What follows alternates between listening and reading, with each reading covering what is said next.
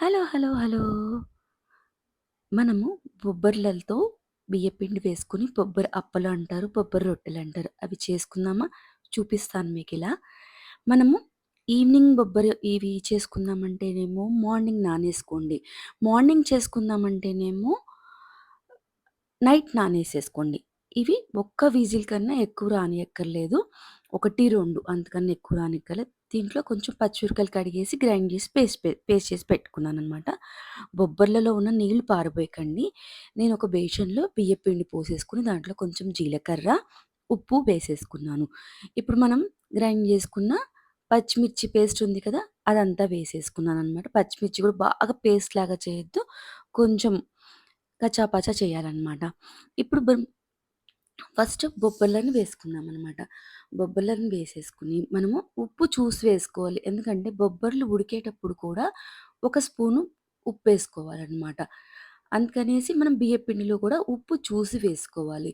బొబ్బర్లను ఇలా వేసుకొని కొంచెం బొబ్బర్లలో ఉన్న నీళ్ళు పారిపోయొద్దన్నాను కదా! ఆ బొబ్బరి నీళ్ళతోనే కలిపితే చాలా బావుంటది. ఈ బొబ్బరి నీళ్ళతో చారు గూడా చేస్తారండి. నేను ఇంకొకసారి చూపిస్తాను.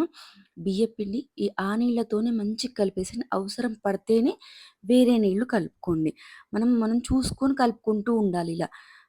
నీళ్లు పడతాయా లేదా అనుకుంటూ చూసుకుంటూ కలుపుకుంటూ ఉండాలి.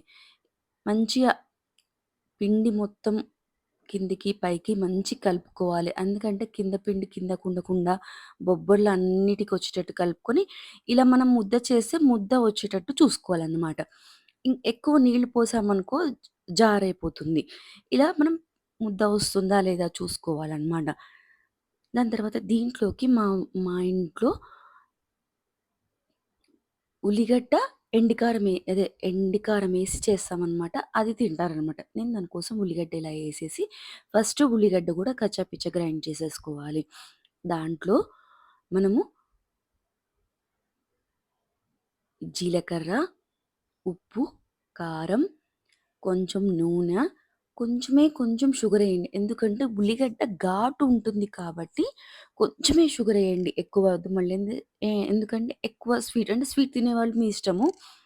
స్వీట్ తిననోళ్ళు మాత్రం కొంచెం అలా ఘాటు పోవటం కోసం షుగర్ వేశాననమాట. ఆయిల్ పోసేసి మళ్ళీ ఓన్లీ ప్రెస్ చేయండి. మొత్తం పేస్ట్‌లాగా చేయొద్దు. ఇలా ప్రెస్ చేసేసి పక్కన పెట్టేసేసుకోండి. ఇప్పుడు మనం మూకుడులో నూనె పోసేసుకొని వేడి చేసుకోవాలి. ఇవేమో ఉండలు చేసేసుకొని ఒక ఎక్కువ ఉండలు చేయొద్దు. మళ్ళీ డ్రై అయిపోతాయి కాబట్టి కొన్ని ఉండలు చేసి పెట్టుకోవాలి. నేనొక తడి క్లాత్ పెట్టుకుంటాననమాట. ఇట్లా తడి టవల్ పెట్టేసుకొని అప్పలు ఒత్తుకొని వేసుకుంటాననమాట. అప్పలు ఇలా ఒత్తేసుకుంటామనమాట. అప్పలు ఇలా పెట్టుకున్న తర్వాత తప్పనిసరిగా హోల్‌లాగా పెట్టండి. ఇలా మధ్యలో హోల్ పెట్టడం వల్ల మొత్తం చుట్టూ మంచిగా కాలుతదనమాట. కొంతమంది ఏం చేస్తారంటే మామూలుగా చపాతీలాగా రొట్టెలాగా కాల్చేసుకుంటారు. అలా గూడా బావుంటుంది. ఇలా గూడా బావుంటుంది. డీప్ ఫ్రైలా గూడా బావుంటుంది.